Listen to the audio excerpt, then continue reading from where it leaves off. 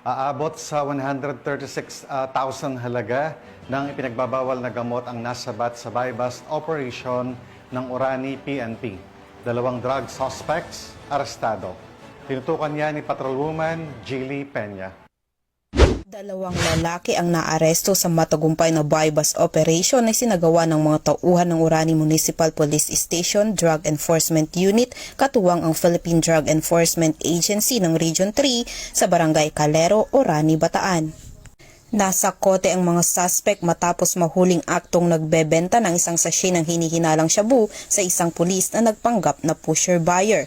Sa sinagawang protective search, na-recover pa ang 4 na medium-sized sachet ng pinaghihinalaang shabu na may tinatayang timbang na 20 grams at katumbas na halaga na 136,000 pesos. Kasalukuyang nakakulong ang mga suspect sa Orani MPS Custodial Facility habang inihahanda ang kasong paglabag sa Section 5 at 11 Article 2 ng Republic Act 9165 o ang Comprehensive Dangerous Drugs Act of 2002. Ang operasyon ay tugon sa direktiba ni Acting Chief PNP Police Lieutenant General Jose Melencio C. Nartates Jr.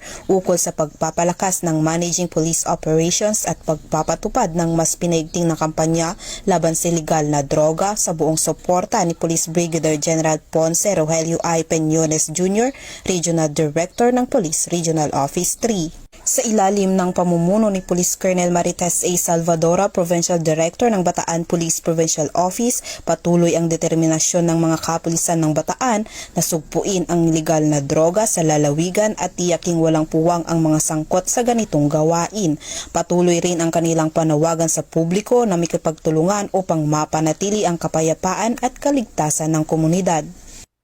Mula dito sa Police Regional Office 3, ako ang inyong PNN Correspondent, Patrolwoman Jilly Advincula Peña, alagad ng batas, tagataguyod ng Balitang Pulis.